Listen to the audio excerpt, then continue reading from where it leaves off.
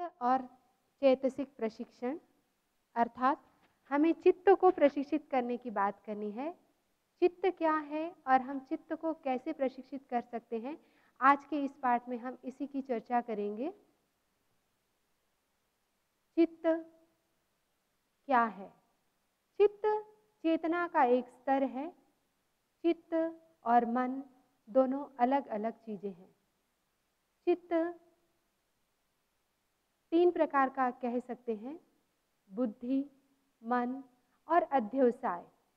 ये चित्त के तीन स्तर हैं। अगर हम अनेक चित्तों की बात करें तो गीता के अनुसार 6 प्रकार के चित्त बताए गए। इंद्रियां, मन, बुद्धि, चित्त, प्रज्ञा और दृष्ट, ये सभी चित्त के ही अलग अलग लेवल हैं, अलग अलग स्तर हैं। और चित्त के अनेक स्तर भी कहे गए।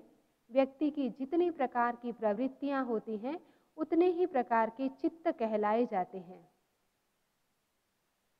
जैन दर्शन के अनुसार चित्त क्या है? चित्त वह है जिससे चेतना का अनुभव किया जा सके। चित्त वह है जिसमें द्वंद्व और अद्वंद्व दोनों हों। चित्त वह है कि जिसमें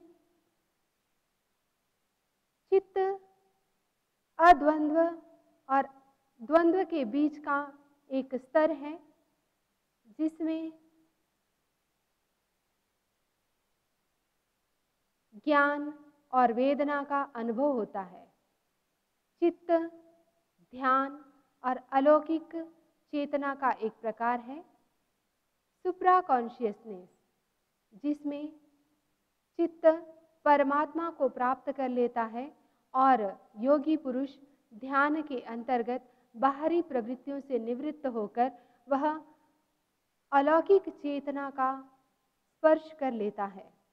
अलौकिक चेतना जिसमें किसी भी प्रकार का द्वंद्व नहीं रहता, न राग, न द्वेष, न क्रोध, न माया, न मान, न लोभ, किसी भी प्रकार का कोई भी द्वंद्व नहीं बचा।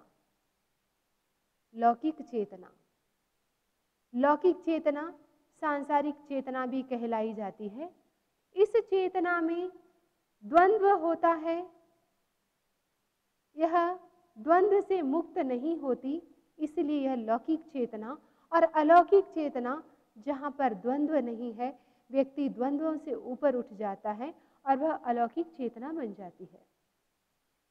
चेतन मन, हमने पहले भी चित्त की चर्चा की और उसमें मन के प्रकारों का विस्तार से अध्ययन किया। मन क्या है, जिससे चिंतन, मनन और कल्पना, स्मृति सब किया जाता है, वह है मन। और यहाँ पर जैन फिलॉसफी के अंतर्गत चेतन मन को भी चित्त के अंतर्गत लिया। चेतन मन जो जागृत अवस्था है, व्यक्ति सुनता है, करता है, जानते हुए सब कुछ कर रहा है, वह है चेतन मन। पर ऐसा नहीं है कि चेतन मन के अंदर किसी प्रकार का द्वंद्व नहीं होता। चेतन मन के अंदर द्वंद्व भी होता है और कई चीजें उसकी जानकारी में आते आते रह भी जाती हैं। अवचेतन मन, यह चेतन और अचेतन मन के बीच का सेतु है। आप लोग कभी बर्फ के टुकड़े को पानी में डालिए, आप देखेंगे कि उसका 10% पानी के ऊपर रहता है, बाकी 90% पानी के अंदर होता है। और उस 90% में भी उसका थोड़ा सा हिस्सा हमें दिखाई देता है, बाकी नीचे का हिस्सा हमें नहीं दिखाई देता। जो हमें नहीं दिखाई दे रहा वह तो है हमारा अचेतन मन, और जो हमें दिखाई दे रहा है ऊपर वह है चेतन, और जो हमें धुंधला सा दिखाई दे रहा है वह है हमारा अवचेतन मन। आप देख रहे हैं कि किस प्रकार चेतन और अचेतन को 2 भागों में बांटा गया। कॉन्शियस माइंड हमारा 10% और 90% हमारा अनकॉन्शियस, और उसी अनकॉन्शियस का एक भाग हो जाता है ऊपरी हिस्सा सब कॉन्शियस के अंतर्गत। और इसी से हमारे हर प्रकार की क्रियाएं होती हैं। आप देख रहे हैं कि हम अगर किसी प्रकार की व्याख्या करते हैं, किसी को जानते हैं, तो वह भी हमारे अवचेतन मन के अंदर से। हमें डिजायर्स जो हमारी पैदा होती है वह भी हमारी अचेतन मन से। हमारा प्रियता और अप्रियता का भाव भी अचेतन मन से जागृत होता है। हमारे कई प्रकार की चीजें जो अचेतन मन के अंदर दबी पड़ी हैं और अवसर प्राप्त होते ही उनका विकास हो जाता है और चेतन मन के माध्यम से वह पिक्चर में आ जाती है। चित्त और मन। चित्त क्या है? हम चित्त किसे कहेंगे? चित्त चेतना की रश्मि है। अब चेतना क्या है? चेतना आत्मा है। आत्मा की एक रश्मि को हम चित्त कहते हैं और चित्त का समानार्थी शब्द है, पर्यायवाची शब्द है कॉन्शियसनेस, अर्थात जागरूकता। हमारे भीतर जो जागरूकता है वह चित्त का ही एक पर्याय है। चित्त स्थूल है और चेतना सूक्ष्म है। चित्त जो स्थूल है और उसकी जो हमें चेतना दिखाई देती है, उस चेतना का जो अनुभव होता है वह हमारे शरीर के माध्यम से होता है। हमारी आत्मा की चेतना जो होती है और उसका जो परिणाम है वह चित्त कहलाता है। अब चित्त करता क्या है? चित्त भाव को पैदा करता है, चित्त मन को पैदा करता है। एक साइकोलॉजिस्ट हुए हैं यूंग, उनके अनुसार भी चित्त है वह शाश्वत है और हमेशा जीवित रहने वाला है, अर्थात अमर है। चित्त चेतना की रश्मि है। चेतना का ही एक अंश होने के कारण यह शाश्वत है। भगवान महावीर के अनुसार चित्त क्या है? उन्होंने कहा कि चित्त है वह अनेक प्रवृत्तियों वाला है और यह पुरुष है जो वह अनेक चित्तों वाला होता है। आचार्य महाप्रज्ञ जी ने भी चित्त की व्याख्या करते हुए उन्होंने कहा कि 4 प्रकार के चित्त होते हैं। एक है आवरण चित्त, एक है अंतराय चित्त, एक है मिथ्या दर्शन चित्त और एक है मोह चित्त। आवरण चित्त अर्थात ऐसा चित्त जिस पर ज्ञान का, अगर ज्ञान को प्राप्त करने की कोशिश कर रहा है तो उस पर आवरण आया हुआ है, ज्ञान को प्राप्त नहीं कर सकता। दर्शन अर्थात देखने में जो बाधा डाल देता है, ऐसा आवरण उस पर है तो वह भी आवरण चित्त। अंतराय चित्त, किसी को कुछ प्राप्त करने की इच्छा है लेकिन वह प्राप्त नहीं कर पाता। क्यों नहीं कर पाता? अंतराय चित्त के कारण। मिथ्या दर्शन चित्त अर्थात गलत, जो सत्य नहीं है, जो तत्व नहीं है, उसको हम तत्व मान लेते हैं। मिथ्या प्ररूपणा जहां होती है वह है मिथ्या दर्शन चित्त। मोह चित्त। मोह चित्त क्या है? जिसमें मोहनीय कर्म की प्रबलता है वह है मोह चित्त। मोहनीय कर्म कर्मों का राजा है, जो हर प्रकार के कर्म कराता है। ऐसा मोहनीय कर्म जहाँ पर प्रबल है, जिस अवस्था में प्रबल है वह है मोह चित्त। और अगर हम इसके भाग करें तो पुनः इसके हम 4 भाग कर सकते हैं। वो है अनावरण चित्त, यानी संपूर्ण ज्ञान की चेतना, संपूर्ण दर्शन की चेतना, सब कुछ दिखाई दे और सब कुछ जाना जाए। जैन दर्शन में केवल ज्ञान की मान्यता है। केवल ज्ञान यानी संपूर्ण ज्ञान, वहां पर किसी भी प्रकार का आवरण नहीं है। और जब आवरण नहीं है तो हर चीज खुली कांच के दर्पण की तरह दिखाई देती है। जैसे हम दर्पण में देखते हैं, दर्पण अगर साफ है, जो जैसा है हमें वैसा ही दिखाई देगा। वैसे ही जिस व्यक्ति का चित्त आवरण रहित हो जाता है, उसकी ज्ञान की चेतना पवित्र हो जाती है और यह कहलाता है अनावरण चित्त, निर्विघ्न चित्त। अर्थात किसी भी चीज को प्राप्त करने के लिए किसी भी प्रकार की कोई भी प्रवृत्ति अगर हम करना चाहते हैं तो कोई बाधा नहीं आती, किसी प्रकार का अंतराय नहीं आता और व्यक्ति उस चीज को प्राप्त कर लेता है। अंतराय का तात्पर्य है, जैसे राजा ने कहा कि तुम 500 मोहरों का इनाम ले लो और जाओ कोषाध्यक्ष के पास और उससे मांग लो। कोषाध्यक्ष के पास राजपत्र लेकर व्यक्ति जाता है, लेकिन कोषाध्यक्ष उसे नहीं देता। यह है अंतराय। यानी किसी को कुछ प्राप्त करने में जो बाधा आ गई वह अंतराय, और निर्विघ्न में किसी भी प्रकार की बाधा नहीं। हम लोग देखते हैं कि कई लोग अपने काम एकदम फटाफट पूरा कर लेते हैं, कोई भी उनके काम में बाधा नहीं डालता, और कुछ लोग तो ऐसे भी मिल जाते हैं कि उनका सहयोग करने लग जाते हैं। सम्यक दर्शन चित्त अर्थात यथार्थ को जानने के लिए जो आत्मा की रश्मि प्रवृत्त हो चुकी वह है सम्यक दर्शन, यानी यथार्थ ज्ञान में प्रवृत्त हो जाना। वीतराग चित्त, जहाँ पर न राग है, न द्वेष है, न क्रोध है, न मान है, न माया है, न लोभ है, यानी किसी भी प्रकार का कर्म नहीं है, किसी से अटैचमेंट नहीं है, किसी से डिटैचमेंट नहीं है। ऐसी स्थिति वीतराग की स्थिति, और ऐसे चित्त वाला पुरुष वीतराग चित्त पुरुष कहलाता है। अगर हम स्वास्थ्य के संदर्भ में बात करें तो चित्त क्या है? हमने पहले बात की कि आवरण चित्त, अंतराय चित्त, मिथ्यादर्शन चित्त और मोह चित्त, ये स्वास्थ्य को भी प्रभावित करते हैं। तो जो अंतराय चित्त और मिथ्यात्व चित्त है, ये दोनों हमारे स्वास्थ्य के साथ जुड़े हुए हैं। कैसे? अगर कोई व्यक्ति अच्छा भोजन नहीं ग्रहण कर सकता तो उसका शरीर बीमार हो जाएगा। उसे अगर कोई नींद नहीं लेने दे रहा, नींद में बाधा आ गई तो भी शरीर स्वस्थ नहीं रहेगा।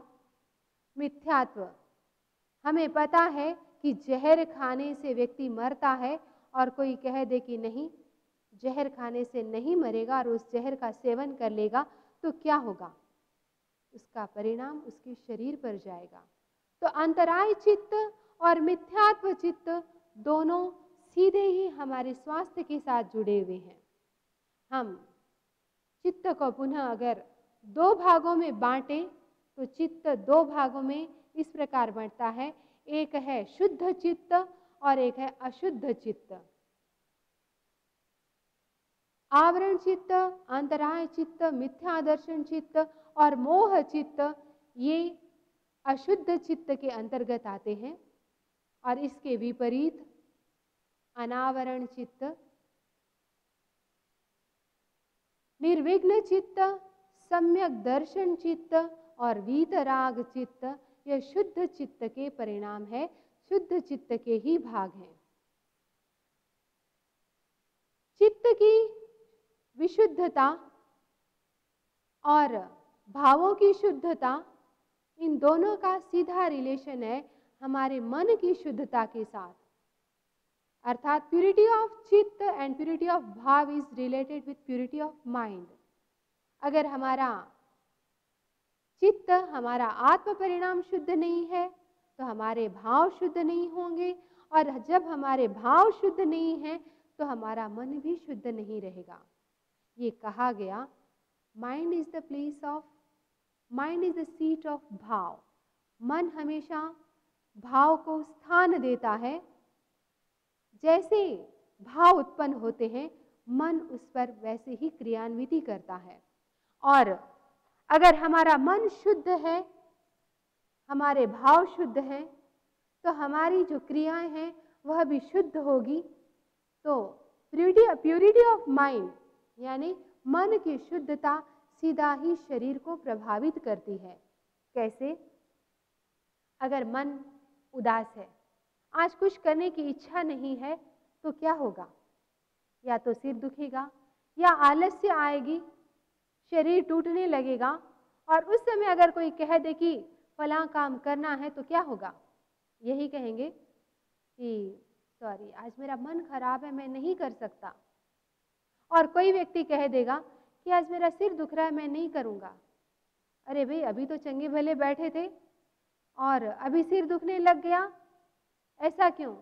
मेरा मूड खराब हो गया इसलिए मेरा सिर दुखने लग गया। देखिए, अगर मन साफ है तो शरीर भी स्वस्थ रहेगा, मन साफ नहीं है तो शरीर भी उससे प्रभावित होगा। और कई बार तो ये भी देखा जाता है कि मन साफ है, शरीर बीमार है, तो भी व्यक्ति शरीर से काम कर लेता है क्योंकि उसका मन मजबूत होता है, फिर उसे किसी के सहारे की अपेक्षा नहीं रहती है। चित्त, भाव और मन। अगर चित्त शुद्ध है तो भाव शुद्ध है, भाव शुद्ध है तो मन शुद्ध है। तो ये तीनों मिलकर हमें क्या देते हैं? समग्र स्वास्थ्य। जानते हैं समग्र स्वास्थ्य किसे कहते हैं? समग्र स्वास्थ्य अर्थात जिसका शारीरिक, मानसिक, भावनात्मक, उसका आध्यात्मिक पक्ष स्वस्थ है, वो हर दृष्टि से स्वस्थ है, तो वह कहलाता है होलिस्टिक हेल्थ। अगर चित्त शुद्ध नहीं है, भाव शुद्ध नहीं है और मन भी शुद्ध नहीं है तो क्या होगा? ये तीनों अशुद्ध हैं, तो ये भी तीनों क्या करेंगे? डिजीज को निमंत्रण देंगे, अर्थात रोगों को आमंत्रण देंगे। और जहाँ रोगों का आमंत्रण होगा वहाँ व्यक्ति स्वस्थ नहीं रह सकता। अब प्रश्न उठता है कि चित्त और मन में क्या अंतर है? हमें दोनों एक जैसे प्रतीत हो रहे हैं। तो बताया कि चित्त का अर्थ है कॉन्शियसनेस यानी जागरूकता। और ये काम कैसे करती है? ये स्थूल शरीर के साथ मिलकर काम करती है। और मन क्या है? मन का अर्थ है क्रिया, क्रिया तंत्र जो काम करता है किसके अंतर्गत? जो चित्त चाहता है वह काम मन करता है। चित्त का अर्थ क्या है? अनुभव करना, to realise and to experience. और मन का क्या अर्थ है? To contemplate, to think. पुनः बार बार उसको रिकॉल करना, उसकी स्मृति करना और उसका चिंतन करना। चित्त कंडक्टर है और मन क्या है? कंडक्ट किया जाता है। अर्थात आप जब गाड़ी में बैठते हैं तो क्या होता है? ड्राइवर है, वह गाड़ी चलाता है और कंडक्टर क्या करता है? उसे घंटी बजा बजा कर ये सावधान करता है, उसे इंडिकेशन देता है कि यहाँ रुकना है, अब चलना है। 1 घंटी 2 घंटी बजती है तो उसका अपना ये साइन एंड सिम्टम है कि उसे कैसे उस ड्राइवर को कंट्रोल में करना है। तो बॉस कौन हुआ? चित्त। और यह चित्त हमेशा स्थिर रहता है। कंडक्टर हमेशा स्थिर रहता है, उसे पता है कि उसको कहाँ जाना है, कहाँ रुकना है, कैसे किसको रोकना है। लेकिन मन क्या है? मन तो कंट्रोल किया जाता है, उस पर कंट्रोल होता है चित्त का, इसलिए माइंड इज कंडक्टेड। मन चित्त के सहारे चलता है इसलिए वह सर्वेंट है।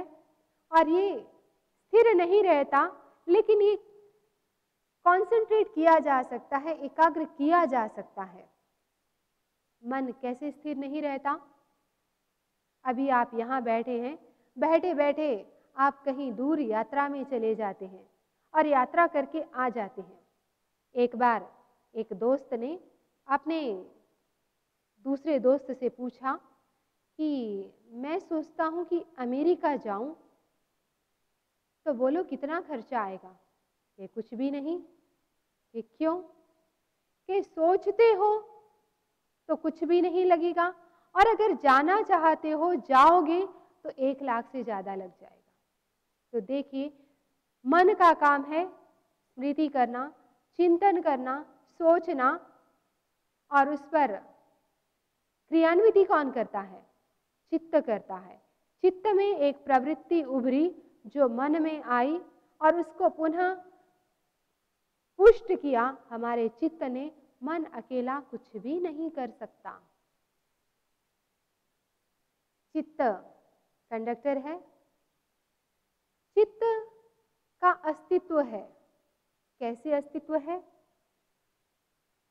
चित्त का भी एक स्थान है, चित्त का भी काम है। चित्त कंडक्टर है, इसकी चर्चा तो हमने कर ली, लेकिन चित्त का अस्तित्व है, हम इसे कैसे मानेंगे? मैं हूं का भाव किसके स्तर पर होता है? आत्मा के स्तर पर। और आत्मा चेतना है, चेतना की रश्मि है चित्त। अगर आत्मा नहीं है तो व्यक्ति ये नहीं कहेगा कि मैं हूं। आप और मैं कह सकते हैं कि मैं हूं, लेकिन डेड बॉडी नहीं कह सकती कि आई एम।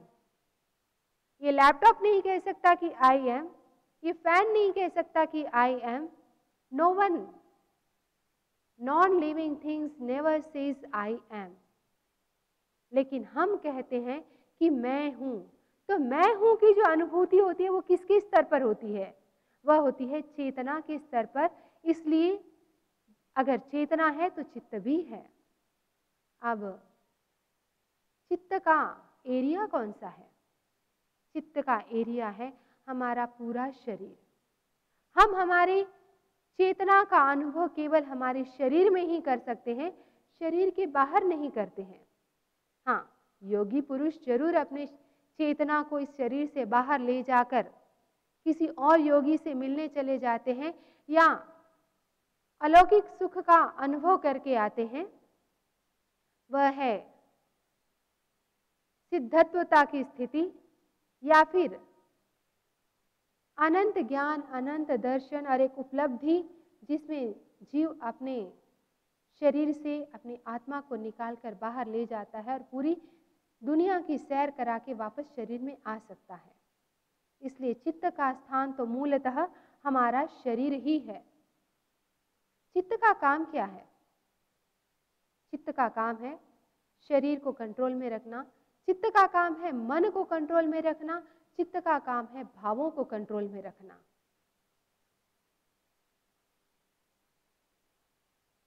हमारा शरीर कॉन्शियस स्तर पर सोचता है, वह कहता है कि मैं करता हूं, मैं सोचता हूं, मैं देखता हूं, मैं अनुभव करता हूं। और उसका पूर्व संज्ञान क्या है? उसका पूर्व संज्ञान है उसके अनुभव, उसके विचार, उसकी स्मृति और उसकी जो जागरूकता थी वह उसके पूर्व प्री कॉन्शियस है। उसका सब कॉन्शियस, अर्धचेतन, फियर ऑफ लॉस,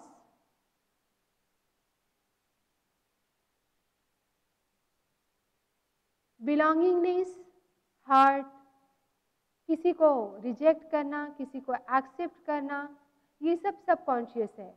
और अनकॉन्शियस जो हमारे कॉन्शियस स्तर पर पूरा नहीं हो सका वह कहाँ गया? वह गया हमारे अनकॉन्शियस के अंतर्गत। आपको एक उदाहरण से समझाऊं। आप रात को सोए, रात को सोने के बाद आपको अच्छा सा सपना आया। सपना में क्या देखा? आपने देखा कि आप एक बड़े से मॉल में गए, बहुत बड़ा मॉल है, हर प्रकार की वैरायटी वहां पर है और आप खूब शॉपिंग कर रहे हैं। अरे, ये सपना क्यों आया? दिन में या कुछ दिन पहले आपके मन में आया था कि आपको शॉपिंग करने जाना है, आपको मॉल में जाना है, मॉल देखना है, आपका वह काम नहीं हो सका, हो सकता है कि घर वालों ने माना नहीं हो सकता है कि पैसों की कमी रही हो सकता है कि समय का अभाव रहा हो, लेकिन तीव्र इच्छा हमारे भीतर थी, तो इच्छा कैसे पूरी हुई? वह इच्छा आपकी नींद में पूरी हुई। जैसे ही आप गहरी नींद में जाने लगे, आपको स्वप्न आया और उस स्वप्न में आपने अनकॉन्शियस माइंड में जो दबी हुई आपकी बात थी, वह ऊपर आई और आपने खूब सारी शॉपिंग कर ली। हम चर्चा कर रहे थे कि हमें चित्त को प्रशिक्षित करना है, चित्त को जागरूक करना है, चित्त को स्वस्थ रखना है। अगर हम चित्त को स्वस्थ रखते हैं तो हमारा भाव स्वस्थ होगा। अब प्रश्न उठता है कि हम चित्त और भाव को, चित्त और मन को कैसे डिफरेंशिएट करें? अगर हम साइंस की भाषा में कहें तो चेतना को तो अभी कोई विज्ञान पकड़ नहीं पाया। उसने यह नहीं खोज की कि चेतना कहाँ है, शरीर के किस अंग में है।